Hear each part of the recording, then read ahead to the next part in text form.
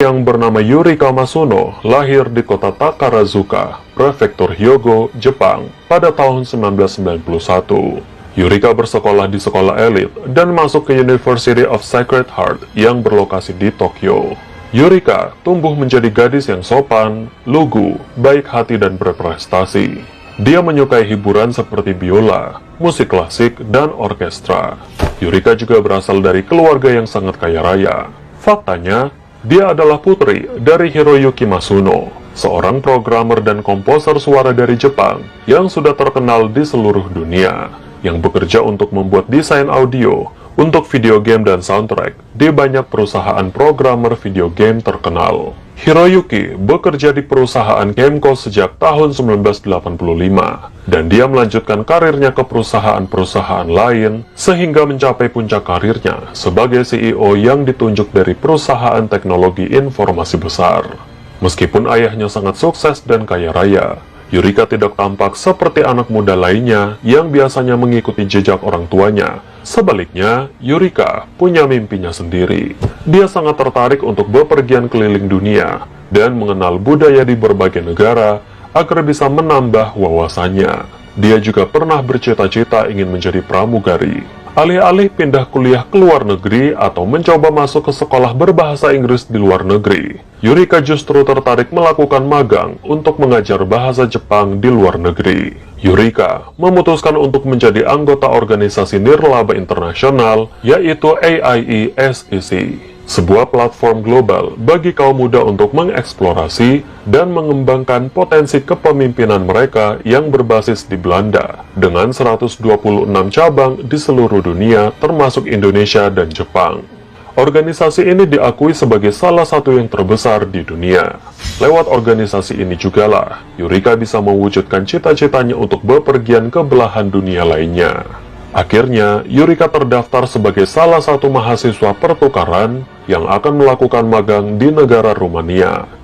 Lewat organisasi cabang Jepang dan Rumania, pertukaran itu pun akhirnya dilakukan. Selama pertukaran itu, Yurika diputuskan akan mengajar bahasa Jepang di beberapa sekolah di negara Rumania. Pada awalnya, Yurika sangat bersemangat untuk mengikuti program ini karena dia merasa tugas itu sangat cocok dengan profilnya.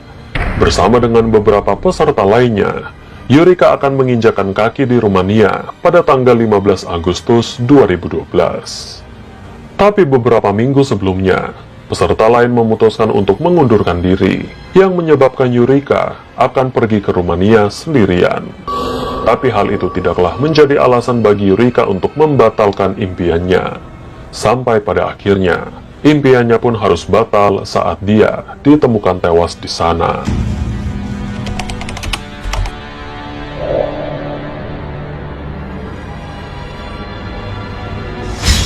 Hari yang cerah mengawali keberangkatan Yurika dari rumahnya menuju ke Bandara Narita di Tokyo. Perjalanan yang akan ditempuh Yurika cukup panjang. Dia akan transit di kota Vienna, Austria, sebelum bisa sampai ke kota Bukares di Rumania. Dari Bukares, dia pun harus menaiki kereta ke kota Craiova, yang akan menjadi kota tujuannya untuk ditinggali, yang berjarak sekitar 250 km dari Bukares, dan memakan waktu 4 jam perjalanan. Akhirnya Yurika berhasil terbang dari Tokyo dan tiba di Vienna.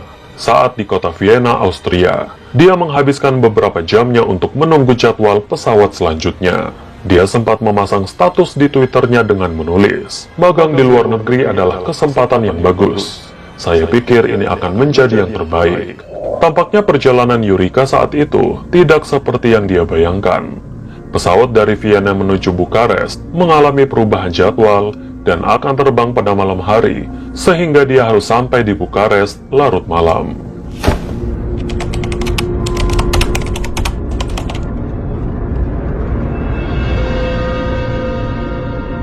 Saat dia tiba di Bandara Henry Coanda yang letaknya jauh di pinggiran kota Bukares pada larut malam, dia terkejut karena kereta terakhir yang akan membawanya ke kota Craiova sudah berangkat.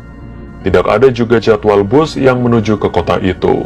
Semua jadwal perjalanan darat sudah tutup dan akan dilanjutkan keesokan paginya.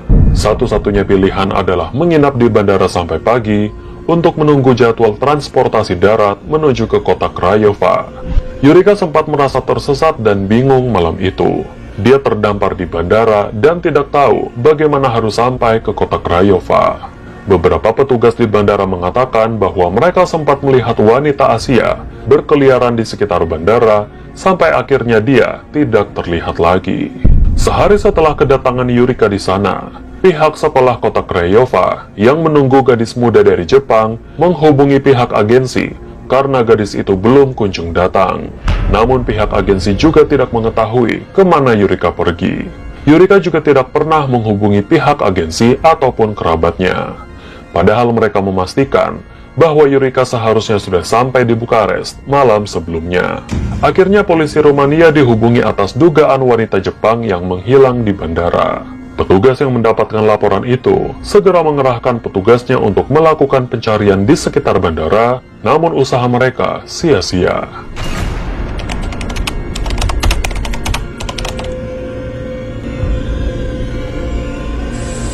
Dua hari setelah Yurika menghilang dari bandara, polisi menemukan sesosok mayat di tengah hutan yang jaraknya beberapa kilometer dari bandara. Tubuhnya ditutupi dengan dedaunan, dan banyak terdapat luka kekerasan serta pukulan benda tumpul yang menyebabkan dirinya mengeluarkan banyak darah. Polisi juga menemukan koper milik Yurika dengan barang-barangnya yang sudah berhamburan. Mayat Yurika segera dikirim ke rumah sakit untuk dilakukan autopsi. Dari laporan autopsi, Yurika diserang secara brutal dan sempat diperkaos sebelum akhirnya dibunuh dengan benda tumpul. Tubuhnya menunjukkan tanda-tanda perlawanan yang jelas, tapi dia tidak dapat menahannya. Kemungkinan besar tubuh Yurika yang mungil diserang oleh orang dengan badan yang lebih besar dan lebih kuat. Satu hal yang tidak ditemukan polisi di sana, yaitu handphone milik Yurika. Setelah berita itu menyebar, penduduk Rumania bereaksi hebat atas kasus itu karena mereka menganggap kejahatan itu harus diusut tuntas, apalagi korbannya adalah seorang warga negara asing yang mungkin bisa mempengaruhi niat wisatawan untuk datang ke sana. Mereka pun menekan polisi Rumania untuk membawa seseorang yang bertanggung jawab ke pengadilan. Di tempat lain, seorang supir taksi melapor pada polisi kalau dia sepertinya mengenali gadis Jepang yang ditemukan tak bernyawa itu. Supir taksi itu mengatakan pada hari Rabu malam, dia menerima 2 orang penumpang dari bandara. Seorang di antaranya adalah wanita Jepang, dan seorang lainnya adalah pria warga lokal. Pria itu memberitahu supir taksi untuk mengantarkan mereka ke sebuah jalan sepi yang dikelilingi hutan lebat, dan menurunkan mereka di sana. Sopir itu menuruti permintaan penumpangnya dan tidak menemukan sesuatu yang mencurigakan, karena 2 penumpang itu terlihat cukup akrab, tidak seperti orang yang baru kenalan. Setelah mereka turun, supir itu juga membantu menurunkan kopernya dan segera pergi dari sana. Laporan dari supir taksi itu membawa polisi untuk melakukan pengecekan CCTV di sekitar bandara. Benar saja, Yurika sempat terlihat mondar-mandir di sekitar bandara seolah tak tahu arah. Setelah itu dia didekati dengan seorang pria yang berada di dalam bandara. Mereka terlihat berbicara sebentar dan meninggalkan bandara bersama-sama. Akhirnya polisi melakukan penyelidikan untuk mengidentifikasi terduga pelakunya. Atas tekanan dari masyarakat, penyelidikan pun dimulai. Polisi kemudian menghubungi pihak agensi untuk meminta nomor handphone Yurika, karena sejauh ini, satu-satunya benda yang diketahui hilang adalah handphonenya. Setelah polisi melakukan pelacakan, diketahui bahwa titik terakhir handphone Yurika berada di kota Craiova sebelum akhirnya nonaktif. Pelacakan dilakukan sambil mengidentifikasi terduga pelakunya lewat rekaman CCTV. Pada akhirnya, 4 hari setelah Yurika menghilang, hari Minggu 19 Agustus 2012, polisi menjemput seorang pria bernama Nikolai Vlad, berusia 26 tahun, dan menangkapnya tanpa perlawanan. Meskipun penyelidikan masih dilakukan, tapi polisi menduga Niko sebagai pelaku utama atas pembunuhan Yurika. Saat diinterogasi oleh polisi, Niko tak menyangkal tuduhan bahwa dia memang menemui Yurika dan menceritakan semuanya dari awal. Dia mengatakan pada hari kejadian, dia melihat seorang wanita Asia yang cantik dan berkulit putih kebingungan. Dia langsung mendekatinya untuk menawarkan pertolongan. Niko mengaku pada Yurika kalau dia adalah pemandu wisata. Dia juga menawarkan Yurika untuk naik taksi menuju ke kota Craiova yang akan menurunkannya di tempat Yurika menginap. Niko bahkan menolak sejumlah uang yang ditawarkan Yurika untuk bayarannya, dengan alasan bahwa dia hanya ingin sekedar membantu. Tapi dia tetap menolak tuduhan kalau dia melakukan sesuatu yang buruk pada Yurika, karena dia berpisah dengan Yurika di bandara saat Yurika sudah menaiki taksinya. Keterangan dari Niko dianggap aneh, mengingat dia adalah warga kota Craiova. Kenapa dia rela pergi dari kota Craiova menuju bandara di Bukares dengan perjalanan 4 jam untuk mencari wisatawan tanpa dibayar sedikit pun? Penggeledahan langsung dilakukan polisi di rumahnya, dan dari sana polisi menemukan beberapa benda mencurigakan. Selain handphone milik Yurika, mereka menemukan kamera, laptop, dan uang tunai milik Yurika yang diduga sudah dicuri olehnya. Pemeriksaan DNA juga dilakukan pada tubuh Yurika, dan didapatkan DNA orang lain yang hasilnya cocok dengan DNA Nikolai Vlad. Tidak ada gunanya lagi Niko menyangkal semua tuduhan. Bukti-bukti kuat sudah ditemukan yang melibatkan dirinya sebagai pelaku utama dalam kasus itu. Penyelidikan itu segera dilimpahkan pada tim investigasi Mahkamah Agung Negara yang hanya menyelidiki kasus-kasus yang dianggap khusus. Dari penyelidikan mereka, Niko adalah salah satu anggota geng yang brutal, yang biasanya menargetkan para turis asing dan menyamar sebagai supir taksi atau pemandu wisata di bandara untuk menjerat korbannya. Dari penyelidikan mendalam terkait aktivitasnya, Nikolai Vlad ternyata tidak asing dengan kasus-kasus serupa. Detektif menemukan bahwa Niko juga bertanggung jawab atas nyawa wanita lain. Menurut detektif kepolisian, Niko memulai kejahatannya sejak 2 tahun sebelumnya. Dia biasanya beroperasi di sekitar kota Bukares dan Balotesti untuk mencari para korbannya. Pada Februari 2011, dia juga melakukan perampokan serta percobaan pelecehan pada seorang wanita muda. Pada Maret 2012, dia juga bertanggung jawab atas penyerangan dan perampokan seorang nenek berusia 85 tahun yang untung saja korbannya masih bisa selamat. Beberapa minggu kemudian, dia juga membunuh seorang nenek berusia 86 tahun dan merampok barang-barangnya. 2 minggu sebelum pembunuhan Yurika, dia juga melakukan perampokan dan pembunuhan pada seorang nenek 74 tahun.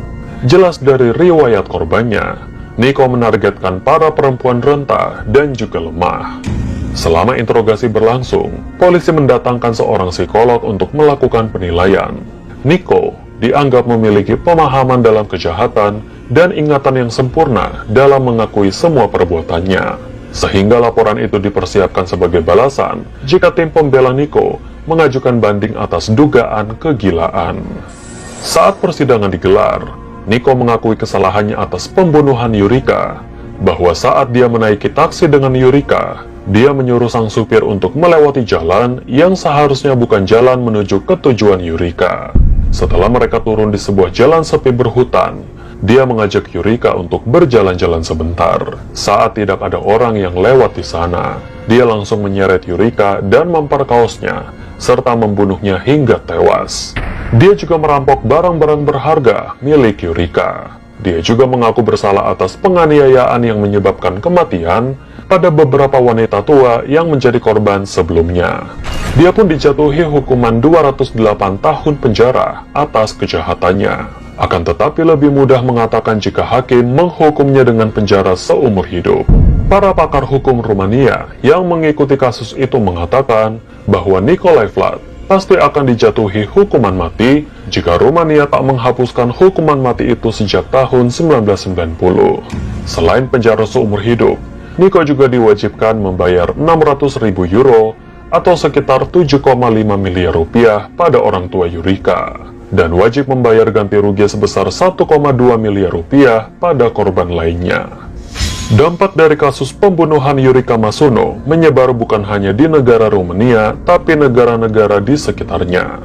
Opini publik dan media massa mengkritik keras kinerja kepolisian Rumania yang dinilai lamban menangani kasus Nikolai Vlad. Diketahui bahwa korban penyerangan pertama sudah mengadu pada polisi, tapi laporan itu sama sekali tak ditanggapi, sehingga Niko secara bebas mencari target selanjutnya dan mengambil nyawa mereka.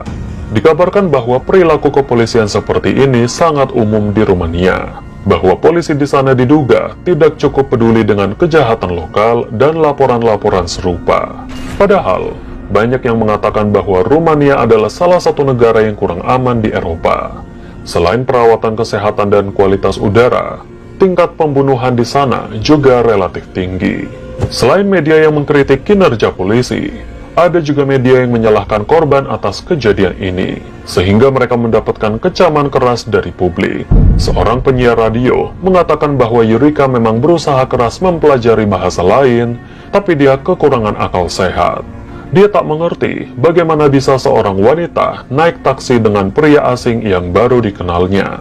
Bahkan penyiar itu mengatakan bahwa Yurika adalah wanita bodoh yang pernah ada. Atas pernyataan ini, media di Jepang membalas dengan mengatakan bahwa Yurika tidak bersalah karena dia berasal dari negara yang perdamaian dan keamanannya dijamin. Sehingga dia percaya dengan Nico yang menawarkannya bantuan, bahkan Yurika mau memberinya uang. Publik juga bereaksi keras pada organisasi tempat Yurika bergabung dan juga agen perjalanannya. Mereka mengkritik dengan mengatakan, seharusnya agen perjalanan mengirimkan seorang untuk menjemput Yurika ke bandara, karena wanita itu baru pertama kali menginjakan kaki di Rumania. Setelah proses selesai, akhirnya jenazah Yurika diterbangkan kembali ke Jepang dan kemudian dikremasi dalam sebuah acara yang dihadiri oleh keluarga dan teman-temannya. Itulah kasus Yurika Masuno, seorang siswi muda yang hidupnya berakhir di negara tujuan, yang seharusnya menjadi pengalaman hidup dan karir yang hebat untuknya. Semoga kita bisa mengambil pelajaran berharga dari kasus ini. Terima kasih sudah menonton video ini sampai habis.